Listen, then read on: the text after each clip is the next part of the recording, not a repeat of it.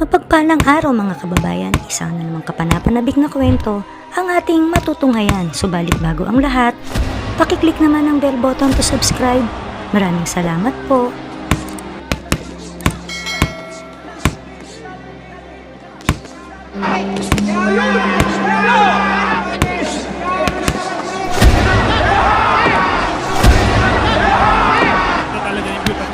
Body combination ni Carl James Martin. And of course, what started... Oh, nice line by Martin!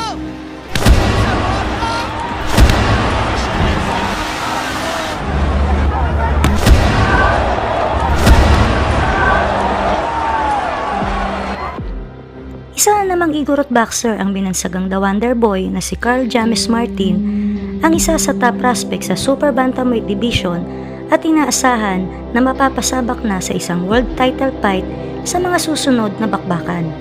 Samantala, si Carl James Martin ay may edad na 26 anyos, isang southpaw at may undefeated record sa kasalukuyan na 26 wins at 20 dito ay tinapos via knockouts.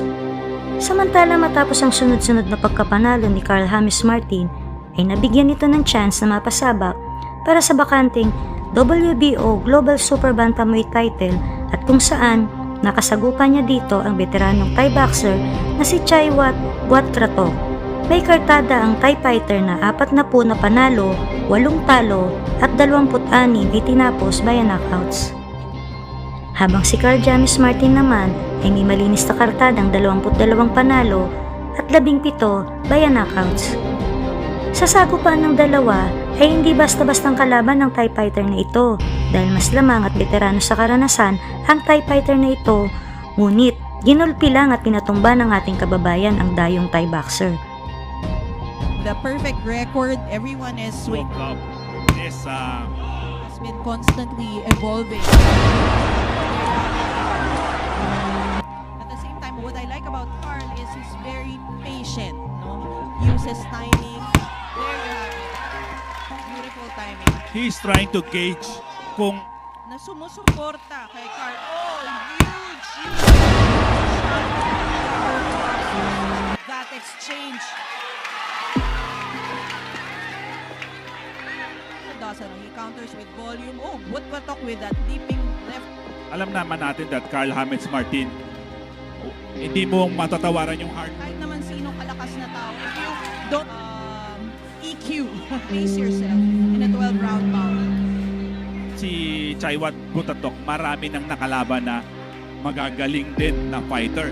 We're fighting for a belt. It's always And this global title by the WBO is of him right now.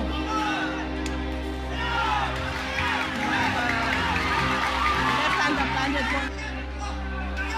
Yan ang game plan ngayon ni Chaiwat Buatkratok. A nice uppercut by Carl James Martin.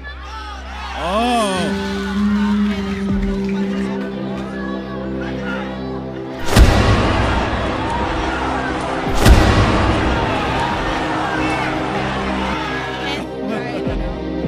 Oh, that So, ibay kasi yung Thailander na to.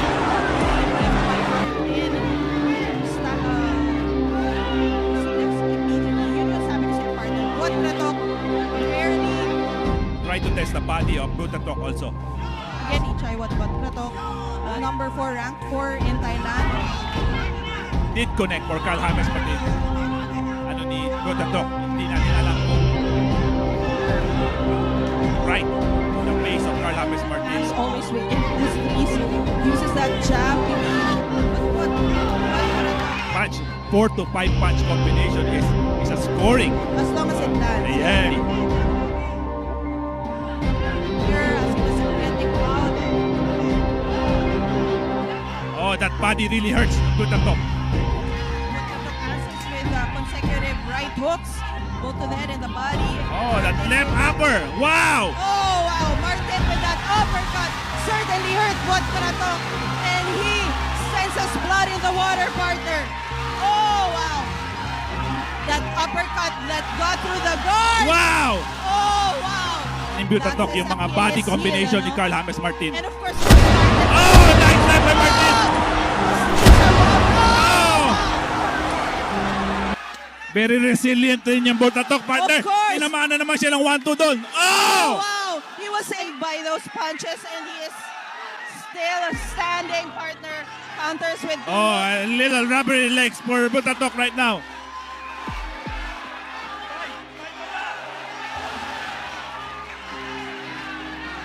There you have it, partner. Oh! How he carried this fight. Oh, he's sensing something.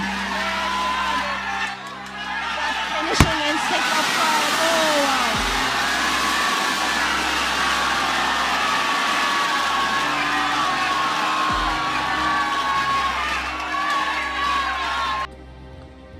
Panalo ang ating kababayan by a 6-round technical knockout at tagumpay na naiuwi ang WBO Global Super Bantamweight Belt. Samantala, September 2024 ay first time ni Martin na lumipad at mapasabak sa bansang Mexico na kung saan sinagupan niya dito ang Mexican fighter na si Anthony Jimenez Salas. May kartadang Meksikano na 18 wins, 9 losses at 5 via knockouts, habang si Martin ay umakyat ang kartada sa 23 wins at 18 knockouts. Sa sagupaan ng dalawa ay gulpi ang inabot at 2 beses na pinabagsak ng Pinoy ang Mexican boxer.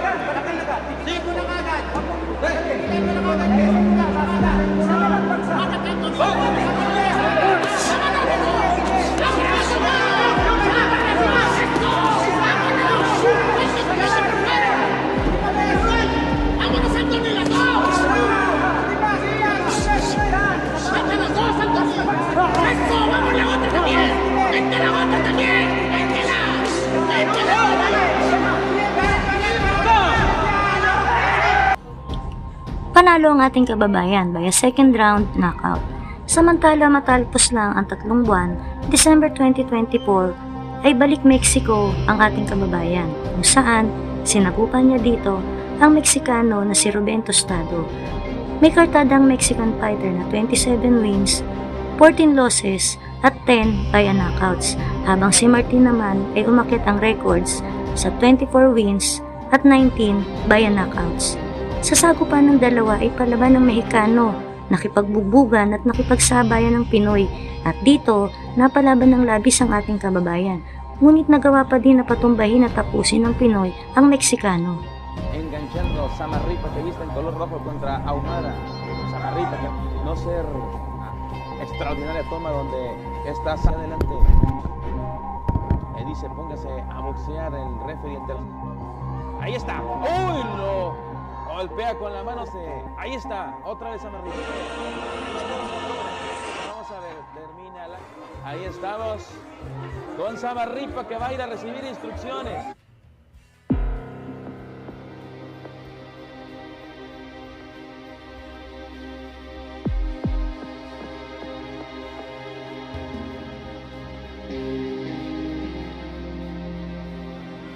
Volvemos, señoras y señores.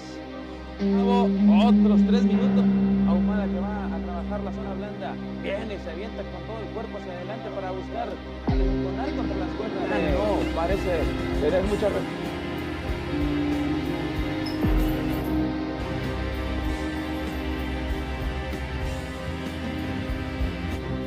Villas de Baja California. Ahí está Ahumada ya presentado. Vamos con el otro. Representando Jaramillo, Ensenada, Baja California, México. Tayo, Carl James Martin.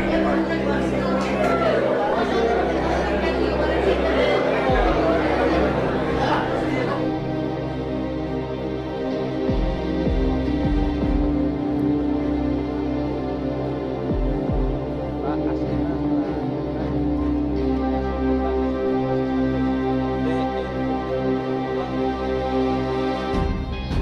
Vamos viviendo.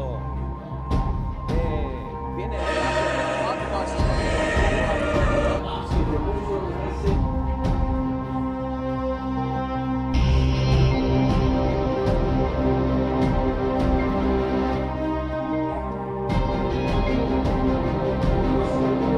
Listo, vamos con el anuncio.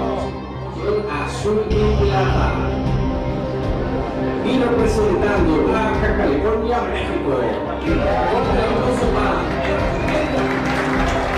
Ahí está Ahumada ya presentado. Vamos con el otro. Rojo y negro.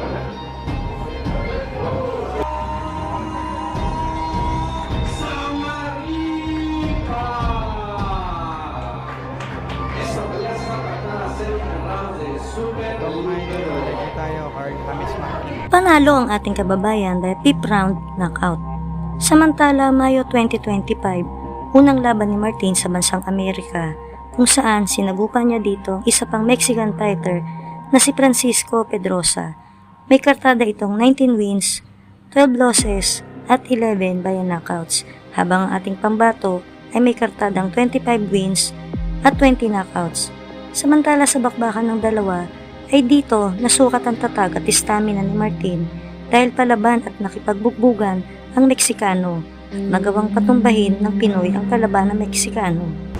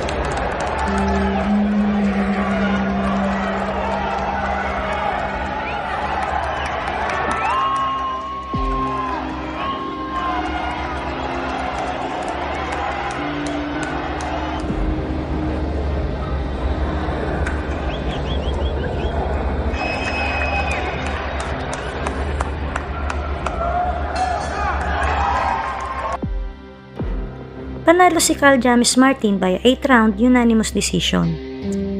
Anong masasabi mo sa naging laban ng ating kababayan?